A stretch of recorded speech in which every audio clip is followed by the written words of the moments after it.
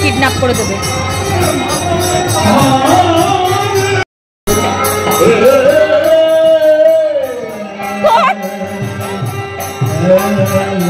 Hello everyone, আজকে তোমাদের সাথে আমাদের পাড়ার কীর্তন অর্থাৎ ক্ষুদিরামের কীর্তনের কিছু ভিডিও শেয়ার করতে চলেছি।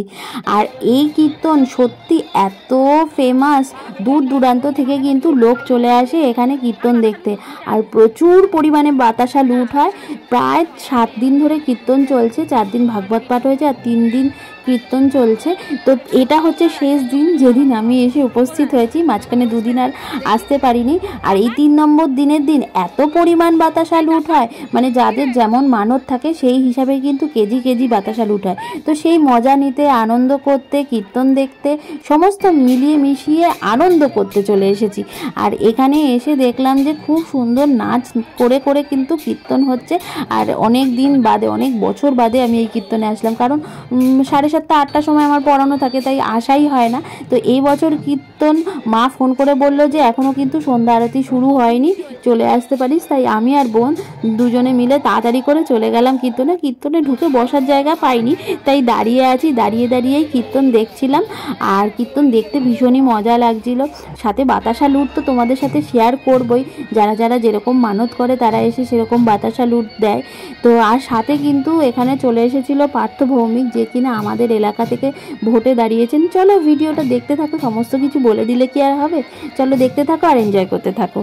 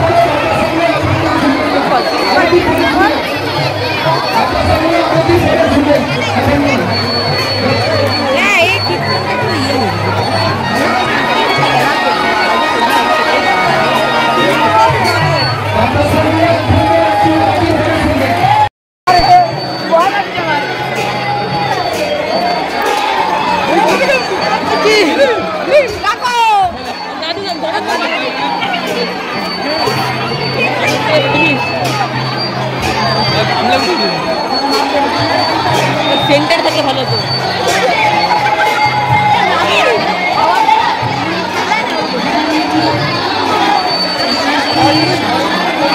প্লাস্টিক হাতে দাও, রেখে দাও প্লাস্টিক।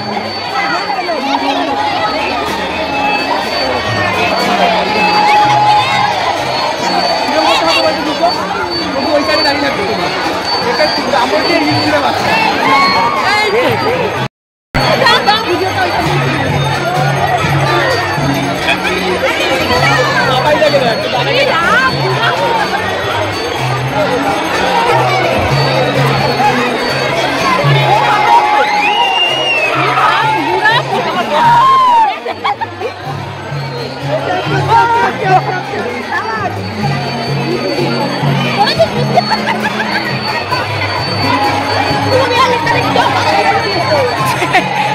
বুবুর বোন মানে বলে বুবু বল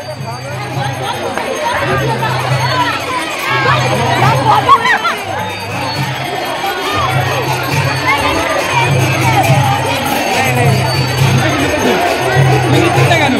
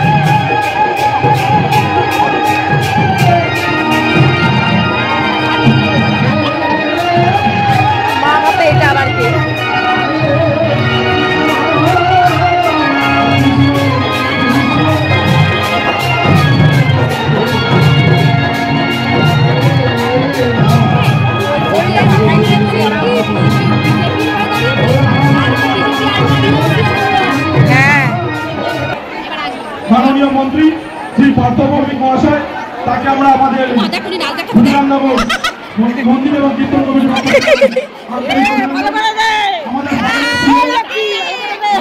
আমাদের কাছের মানুষ পশ্চিমবঙ্গ সরকারের মন্ত্রিসভার গুরুত্বপূর্ণ মন্ত্রী মাননীয় সঙ্গে এসে কীর্তন করে গেলেন। এটা আমাদের খুব বড় বিষয়। আগামী দিনেও উনি আসবেন, আমরা এই আসবেন।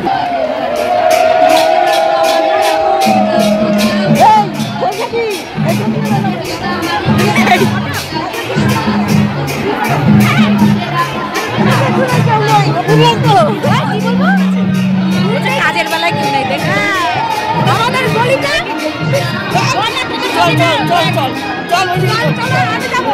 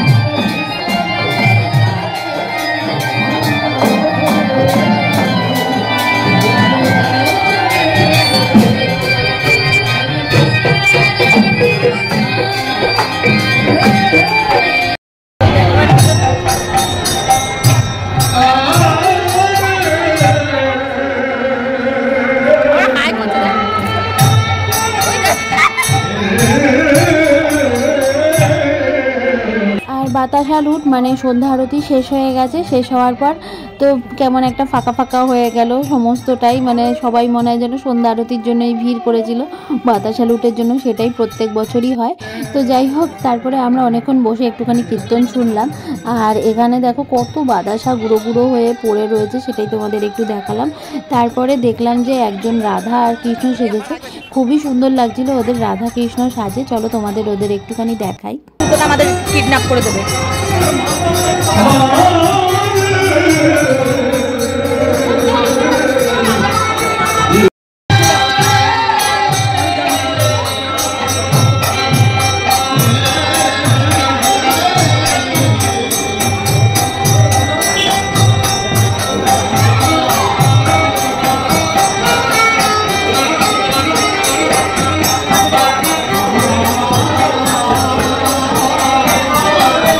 আর এইদিকে দেখো না, আমার ছোট বোন কীর্তন শুনতে এসে জুতো হারিয়ে ফেলেছে।